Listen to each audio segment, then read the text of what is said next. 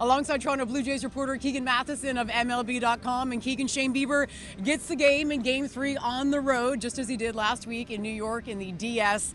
He was not particularly sharp in that game, lasted just 2 2/3 innings, had 5 hits against him, 3 runs, 2 of them earned. What are you going to be looking for early in this game that will make you believe that Bieber has his best stuff today? It's a very fine line for Bieber. Now, someone like Trey Savage can miss his spot by 5 feet and still get a guy out.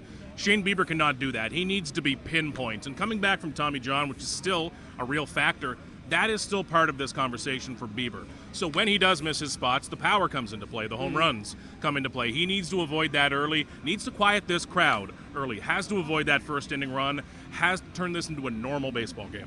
Anthony Santander is in the lineup, not only in the lineup, but in the cleanup spot. Now, Santander was a late scratch in Game 2 with that lower back tightness. His numbers since returning from the IL have not been good. He's just 4 for 23, no extra base hits. Were you surprised to see Santander not only in the lineup, but in that 4 spot? I was surprised to see him batting 4th. Now that we've talked to John Schneider, I really like it. The reasoning here is that the Blue Jays want to chase a big swing. John Schneider said, let's try to land a few more uppercuts, a few less jabs. I like that at this point of the series.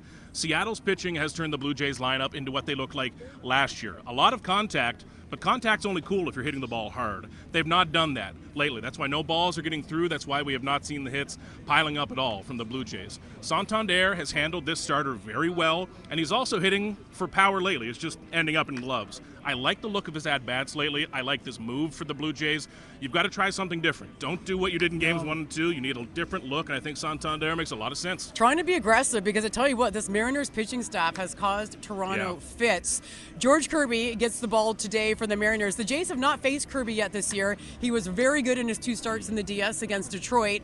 Unfortunately for Toronto, Kirby might be the lesser of 2 evils, because this bullpen in Seattle has been absolutely elite. They pitched 9 innings relief against Toronto. Toronto's mustered just a single hit. So basically, how imperative is it that Toronto gets on the board early and does not have to face this bullpen? They need to. The numbers you just told us do not work in the postseason. The Mariners bullpen has been absolutely fantastic. They built that group up. I really liked how Seattle's built this roster from the trade deadline on, and they're built to win at this point of the season. The Blue Jays need to get to this starter, and they need to do it early. We have not seen that recently. You've had George Springer's big first swing, but they need that big blow early on. That needs to be Vladimir Guerrero Jr. We're still waiting on him, but Anthony Santander can be part of that as well, because if this gets 0-0 into the 4th or 5th inning, it's advantage Mariners. The Blue Jays do not have a bullpen right now that stacks up to Seattle.